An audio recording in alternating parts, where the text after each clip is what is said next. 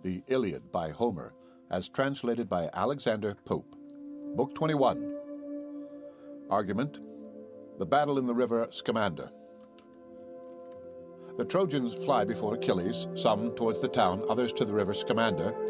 He falls upon the latter with great slaughter, takes 12 captives alive to sacrifice to the shade of Patroclus, and kills Lycaon and Asteropaeus. Scamander attacks him with all his waves. Neptune and Pallas assist the hero. Simois joins Scamander. At length Vulcan, by the instigation of Juno, almost dries up the river. This combat ended, the other gods engage each other. Meanwhile Achilles continues the slaughter, drives the rest into Troy. Agenor only makes a stand and is conveyed away in a cloud by Apollo, who, to delude Achilles, takes upon him Agenor's shape, and while he pursues him in that disguise, gives the Trojans an opportunity of retiring into their city. The same day continues. The scene is on the banks and in the stream of Scamander. And now to Xanthus' gliding stream they drove, Xanthus, immortal progeny of Jove. The river here divides the flying train, part to the town, fly diverse o'er the plain, where late their troops triumphant bore the fight, now, chaste and trembling in ignoble flight. These with a gathered mist Saturnia shrouds, and rolls behind the rout a heap of clouds. Pot plunge into the stream, old Xanthus roars, the flashing billows beat the whitened shores, with cries promiscuous all the banks resound, and here and there in eddies whirling round, the flouncing steeds and shrieking warriors drowned. As the scorched locusts from their fields retire, while fast behind them runs the blaze of fire, driven from the land before the smoky cloud, the clustering legions rush into the flood. So plunged in Xanthus by Achilles' force roars the resounding surge with men and horse. His bloody lance the hero casts aside, which spreading tamarisks on the margin hide. Then like a god the rapid billows braves, armed with his sword high brandished o'er the waves. Now down he plunges, now he whirls it round. Deep groan the waters with a dying sound. Repeated wounds the reddening river dyed, and the warm people circled on the tide. Swift through the foamy flood the Trojans fly, and close in rocks or winding caverns lie. So the huge dolphin, tempesting the main, in shoals before him fly the scaly train. Confusedly heaped they seek their inmost caves, or pant and heave beneath the floating waves. Now tired with slaughter from the Trojan band, 12 chosen youths he drags alive to land. With their rich belts their captive arms restrains, late their proud ornaments, but now their chains. These his attendants to the ships conveyed, sad victims destined to Patroclus' shade. Then, as once more he plunged amid the flood, the young Lycaon in his passage stood, the son of Priam, whom the hero's hand but late made captive in his father's land. As from a sycamore his sounding steel lopped the green arms to spoke a chariot wheel, to Lemnos' isle he sold the royal slave, where Jason's son the price demanded gave. But kind Aetion, touching on the shore, the ransomed prince to fair Arisbe bore. 10 days were past since in his father's reign he felt the sweets of liberty again. The next, that god whom men in vain withstand, gives the same youth to the same conquering hand, now, never to return and doomed to go a sadder journey to the shades below. His well-known face, when great Achilles eyed the helm and visor he had cast aside with wild affright, and dropped upon the field his useless lance and unavailing shield, as trembling, panting from the stream he fled, and knocked his faltering knees, the hero said, "Ye mighty gods, what wonders strike my view? Is it in vain our conquering arms subdue? Sure I shall see yon heaps of Trojans killed rise from the shades, and brave me on the field, as now the captive whom so late I bound and sold to Lemnos stalks on Trojan ground. Not him the sea's unmeasured deeps detain, that bar such numbers from their native plain. Lo, he returns. Try, then, my flying spear, try, if the grave can hold the wanderer, if earth at length this active prince can seize, earth, whose strong grasp has held down Hercules." Thus while he spoke, the Trojan, pale with fears, approached, and sought his knees with suppliant tears, loath as he was to yield his youthful breath, and his soul shivering at the approach of death. Achilles raised the spear, prepared to wound. He kissed his feet, extended on the ground, and while above the spear suspended stood, longing to dip its thirsty point in blood, one hand embraced them close, one stopped the dart, while thus these melting words attempt his heart. "Thy well-known captive, great Achilles, see, once more Lycaon trembles at thy knee. Some pity to a suppliant's name afford, who shares the gifts of Ceres at thy board, whom late thy conquering arm to Lemnos bore. far from his father, friends, and native shore. 100 oxen were his price that day. Now sums immense thy mercy shall repay. Scarce respited from woes I yet appear, and scarce 12 morning suns have seen me here. Lo, Jove again submits me to thy hands. Again her victim cruel fate demands. I sprang from Priam, and Laotho fair, old Altes' daughter, and Lelegia's heir, who held in Pedasus his famed abode, and ruled the fields where silver Satnio flowed. 2 sons, alas, unhappy sons she bore, for one spear shall drink each brother's gore, and I succeed to slaughtered Polydore. How from that arm of terror shall I fly? Some demon urges, 'tis my doom to die. If ever yet soft pity touched thy mind, think not me too much of Hector's kind. Not the same mother gave thy suppliant breath with his who wrought thy loved Patroclus' death. These words, attended with a shower of tears, the youth addressed to unrelenting ears. Talk not of life or ransom, he replies. Patroclus dead, whoever meets me dies. In vain a single Trojan sues for grace, but least the sons of Priam's hateful race. Die then, my friend, what boots it to deplore? The great, the good Patroclus is no more. He, far thy better, was foredoomed to die. And thou, dost thou bewail mortality? Seest thou not me, whom nature gifts adorn, sprung from a hero, from a goddess born? The day shall come, which nothing can avert, when by the spear, the arrow, or the dart, by night or day, by force or by design, impending death and certain fate are mine.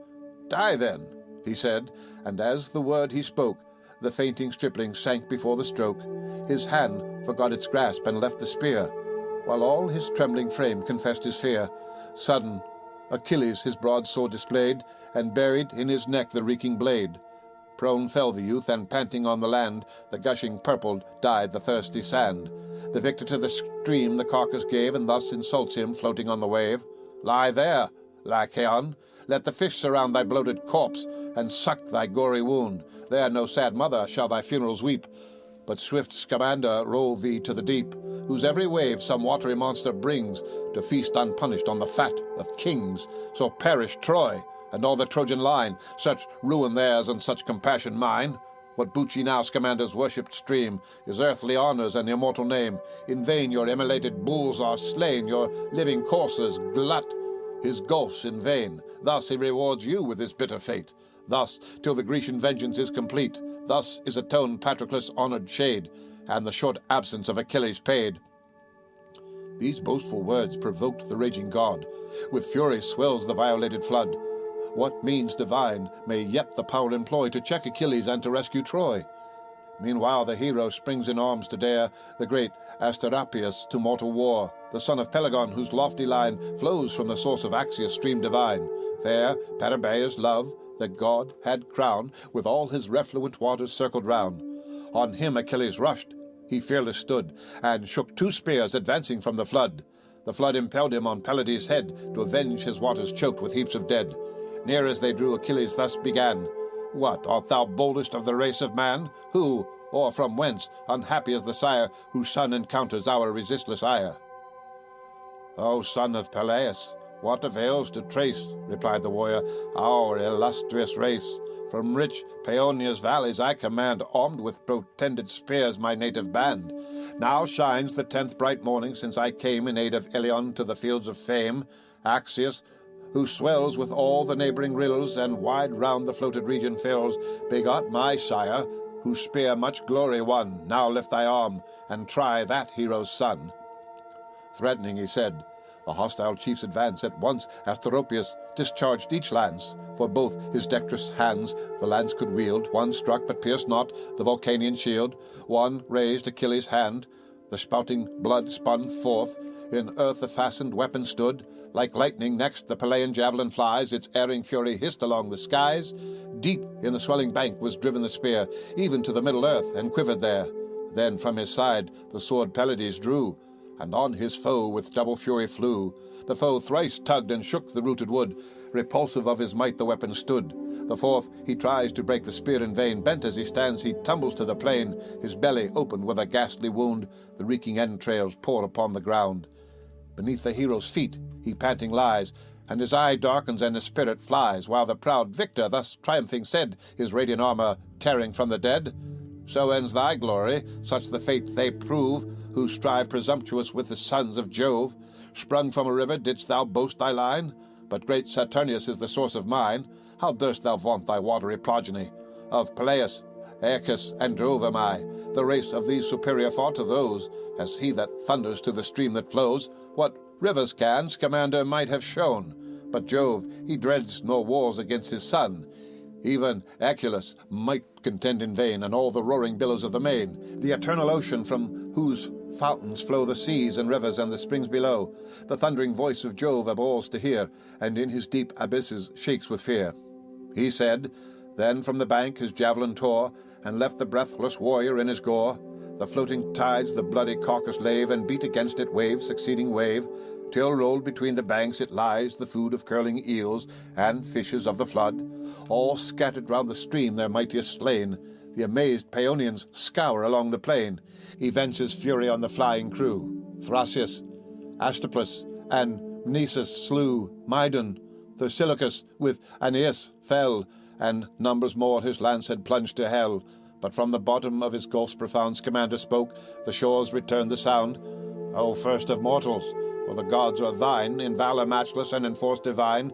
If Jove have given thee every Trojan head, 'tis not on me thy rage should heap the dead. See, my choked streams no more their course can keep, nor roll their wonted tribute to the deep. Turn then impetuous from our injured flood, content thy slaughters could amaze a god. In human form, confessed before his eyes, the river thus, and thus the chief replies, O sacred stream, thy word we shall obey, but not till Troy the destined vengeance pay. Not till within her towers the perjured train shall pant and tremble at our arms again. Not till proud Hector, guardian of her wall, will stain this lance or see Achilles fall, he said, and drove with fury on the foe. Then to the godhead of the silver bow the yellow flood began. O son of Jove, was not the mandate of the sire above full and express, that Phoebus should employ his sacred arrows in defense of Troy, and make her conquer till Hyperion's fall in awful darkness hide the face of all? He spoke in vain. The chief without dismay plows through the boiling surge his desperate way. Then rising in his rage above the shores, from all his deep the bellowing river roars. Huge heaps of slain disgorges on the coast, and round the banks the ghastly dead are tossed. While all before the billows ranged on high, a watery bulwark screen the bands who fly. Now bursting on his head with thundering sound, the falling deluge whelms the hero round. His loaded shield bends to the rushing tide, his feet upborne scarce the strong flood divide. Sliddering and staggering on the border stood a spreading elm that overhung the flood. He seized a bending bough his steps to stay, the plant uprooted to his weight gave way. Heaving the bank, and undermining all, loud flashed the waters to the rushing fall of the thick foliage. The large trunk, displayed, bridged the rough flood across. The hero stayed on this his weight, and raised upon his hand, leaped from the channel, and regained the land. Then blackened the wild waves, the murmur rose. The god pursues, a huge billow throws, and bursts the bank, ambitious to destroy the man whose fury is the fate of Troy. He, like the warlike eagle, speeds his pace, swiftest and strongest of the aerial race. Far as a spear can fly, Achilles springs. At every bound his clanging armor rings. Now here, now there, he turns on every side, and winds his course before the following tide. The waves flow after wheresoever he wheels, and gather fast and murmur at his heels. So when a peasant to his garden brings soft rills of water from the bubbling springs, and calls the floods from high to bless his bowers, and feed with pregnant streams the plants and flowers, soon as he clears whate'er their passage stayed, and marks the future current with his spade. Swift o'er the rolling pebbles, down the hills, louder and louder purl the falling rills. Before him scattering they prevent his pains, and shine in mazy wanderings o'er the plains. Still flies Achilles, but before his eyes still swift Scamander rolls where'er he flies. Not all his speed escapes the rapid floods, the first of men, but not a match for gods. Oft as he turned the torrent to oppose, and bravely try if all the powers were foes, so oft the surge in watery mountains spreads, beats on his back, or bursts upon his head. Yet dauntless, still the adverse flood he braves, and still indignant bounds above the waves. Tired by the tides, his knees relax with toil. Washed from beneath him slides the slimy soil. When thus, his eyes on heaven's expansion thrown, forth bursts the hero with an angry groan. Is there no god Achilles to befriend, no power to avert his miserable end? Prevent, O Jove, this ignominious date, and make my future life the sport of fate. Of all heaven's oracles believed in vain, but most of Thetis must her son complain. By Phoebus' darts she prophesied my fall in glorious arms before the Trojan wall. Oh, had I died in fields of battle warm, stretched like a hero by a hero's arm, might Hector's spear this dauntless bosom rend, and my swift soul o'ertake my slaughtered friend. Ah, no, Achilles meets a shameful fate. Oh, how unworthy of the brave and great, like some vile swain, whom on a rainy day crossing a ford the torrent sweeps away, an unregarded carcass to the sea. Neptune and Pallas haste to his relief, and thus in human form addressed the chief, the power of ocean first. Forbear thy fear, O son of Peleus. Lo, thy gods appear. Behold, from Jove descending to thy aid, propitious Neptune and the blue-eyed maid. Stay, and the furious flood shall cease to rave. 'Tis not thy fate to glut his angry wave. But thou, the counsel heaven suggests, attend, nor breathe from combat, nor thy sword suspend, till Troy receive her flying sons, till all her routed squadrons pant behind their wall. Hector alone shall stand his fatal chance, and Hector's blood shall smoke upon thy lance. Thine is the glory doomed. Thus spake the gods, then swift ascended to the bright abodes. Stung with new ardor, thus by heaven impelled, he springs impetuous and invades the field. O'er all the expanded plain the waters spread. Heaved on the bounding billows danced the dead, floating midst scattered arms, while casques of gold and turned-up bucklers glittered as they rolled. High o'er the surging tide by leaps and bounds he wades and mounts. The parted wave resounds. Not a whole river stops the hero's course, while Pallas fills him with immortal force. With equal rage indignant Xanthus roars, and lifts his billows, and o'erwhelms his shores. Then thus to Simois, haste, my brother, flood, and check this mortal that controls a god. Our bravest heroes else shall quit the fight, and Ilion tumble from her towery height. Call then thy subject streams, and bid them roar. From all thy fountains swell thy watery store. With broken rocks and with a load of dead, charge the black surge, and pour it on his head. Mark how resistless through the floods he goes, and boldly bids the warring gods be foes. But nor that force nor form divine to sight shall aught avail him if our rage unite. Whelmed under our dark gulfs, those arms shall lie that blaze so dreadful in each Trojan eye. And deep beneath a sandy mountain hurled, immersed remain this terror of the world. Such ponderous ruin shall confound the place. No Greek shall e'er his perished relics grace. No hand his bones shall gather or inhume. These his cold rites, and this his watery tomb. He said, and on the chief descends amain, increased with gore and swelling with the slain. Then, murmuring from his beds, he boils, he raves, and a foam whitens on the purple waves. At every step before Achilles stood, the crimson surge and deluged him with blood. Fear touched the queen of heaven. She saw dismayed, she called aloud and summoned Vulcan's aid. Rise to the war, the insulting flood requires thy wasteful arm. Assemble all thy fires, while to their aid by our command enjoined rush the swift eastern and the western wind. These from old ocean at my word shall blow, pour the red torrent on the watery foe. Coursers and arms to one bright ruin turn, and hissing rivers to their bottoms burn. Go, mighty in thy rage, display thy power, drink the whole flood, the crackling trees devour, scorch all the banks, and, till our voice reclaim, exert the unwearied furies of the flame. The power ignipotent her word obeys. Wide o'er the plain he pours the boundless blaze, at once consumes the dead and dries the soil, and the shrunk waters in their channel boil, as when autumnal Boreas sweeps the sky, and instant blows the watered gardens dry. So looked the field. So whitened was the ground, while Vulcan breathed the fiery blast around. Swift on the sedgy reeds the ruin preys, along the margin winds the running blaze. The trees in flaming rose to ashes turn, the flowering lotus and the tamarisk burn, broad elm and cypress rising in a spire. The watery willows hiss before the fire. Now glow the waves, the fishes pant for breath, the eels lie twisting in the pangs of death. Now flounce aloft, now dive the scaly fry, or grasping turn the bellies to the sky. At length the river reared his languid head, and thus short panting to the god he said, O Vulcan, O what power resists thy might? I faint, I sink, unequal to the fight, I yield.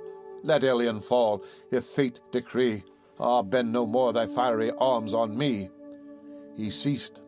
Wide conflagration blazing round, the bubbling waters yield a hissing sound, as when the flames beneath a cauldron rise, to melt the fat of some rich sacrifice. Amid the fierce embrace of circling fires the waters foam, the heavy smoke aspires. So boils the imprisoned flood, forbid to flow, and choked with vaporous feels his bottom glow. To Juno, then, imperial queen of air, the burning river sends his earnest prayer.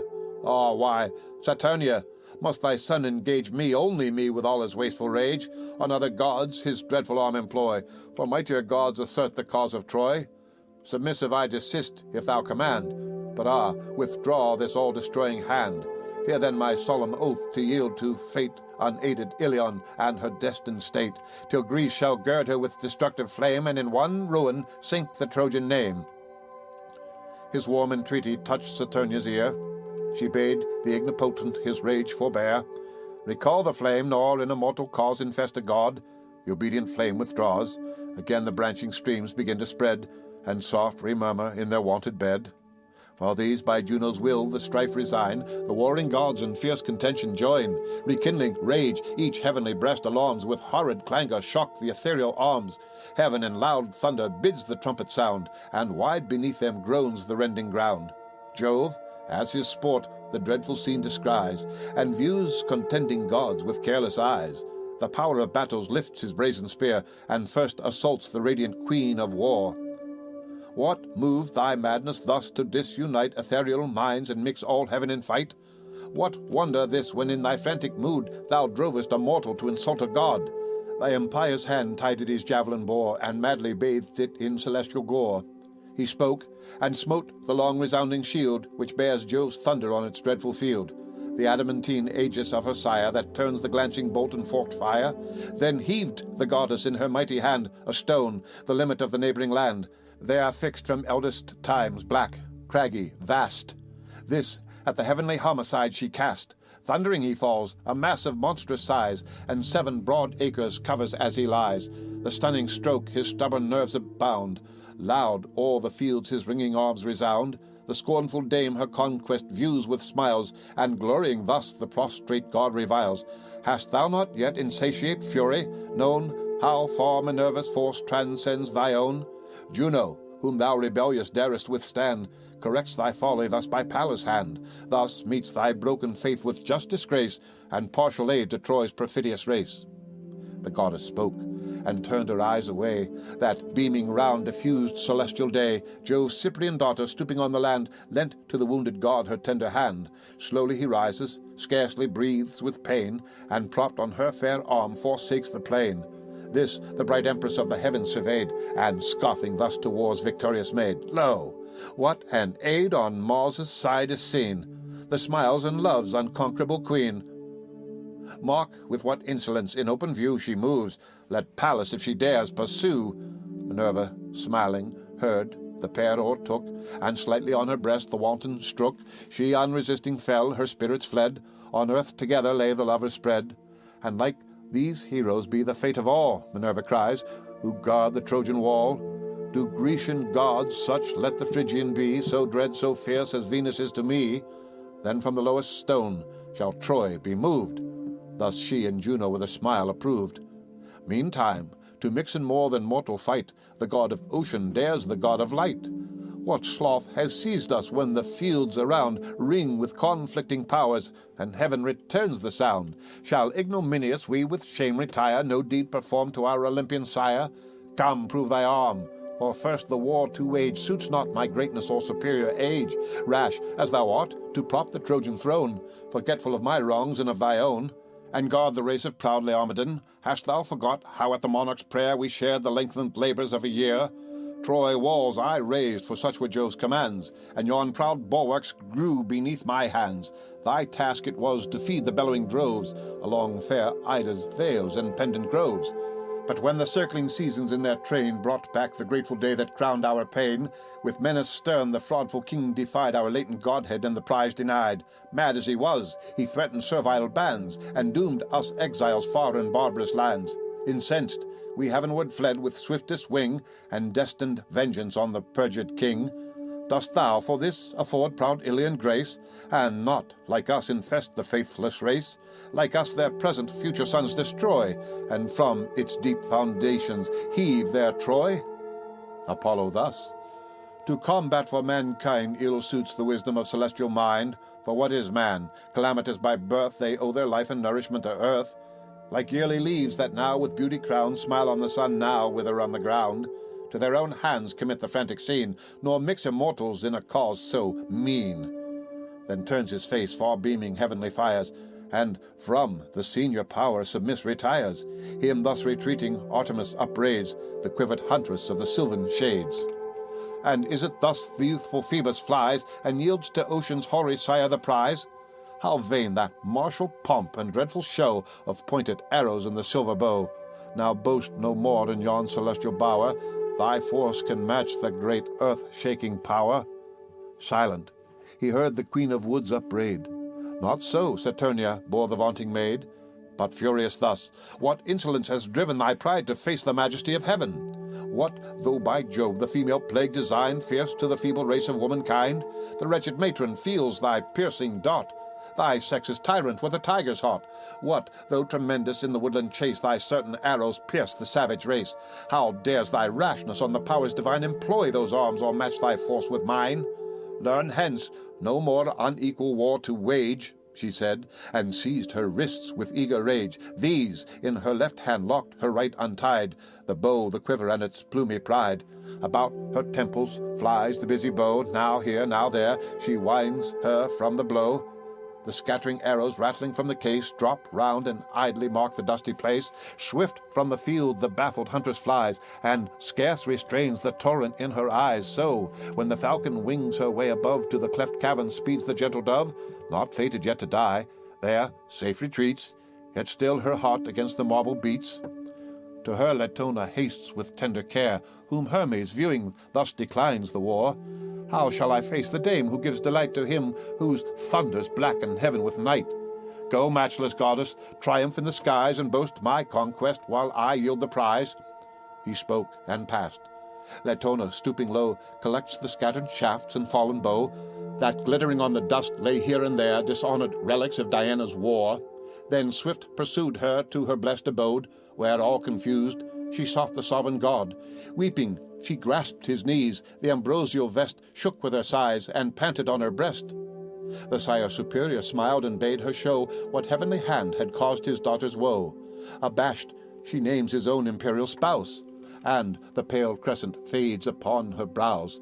Thus they above, while swiftly gliding down, Apollo enters Ilion's sacred town. The guardian god now trembled for her wall, and feared the Greeks, though fate forbade her fall.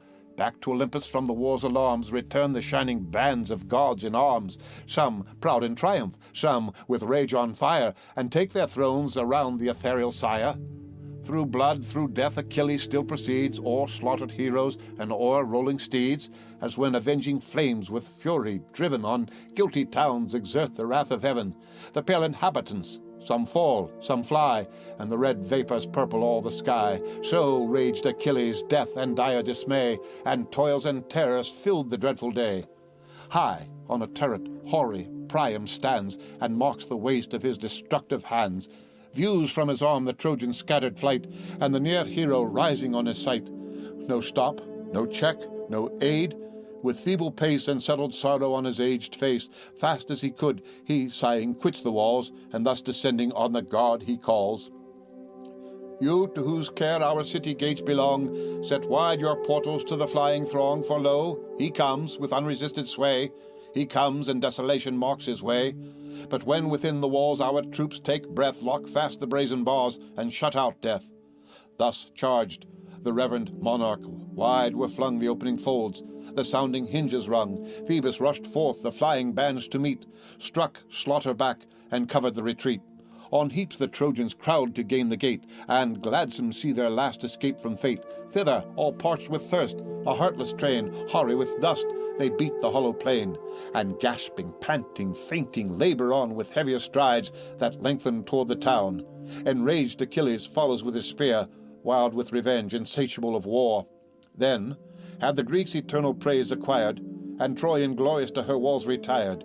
But he, the god who darts ethereal flame, shot down to save her and redeem her fame. To young Agenor force divine he gave, Antenor's offspring, haughty, bold, and brave. In aid of him, beside the beach he sate, and wrapped in clouds restrained the hand of fate.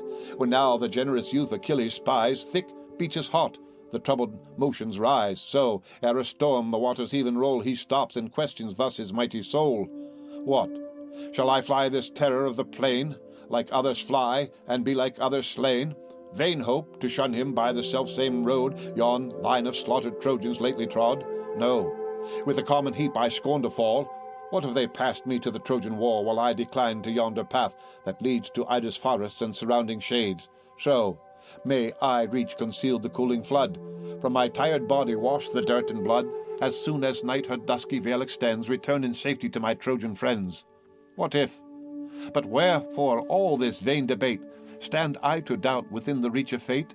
Even now, perhaps, ere yet I turn the war, the fierce Achilles sees me and I fall. Such is his swiftness, 'tis in vain to fly, and such is valor that who stands must die.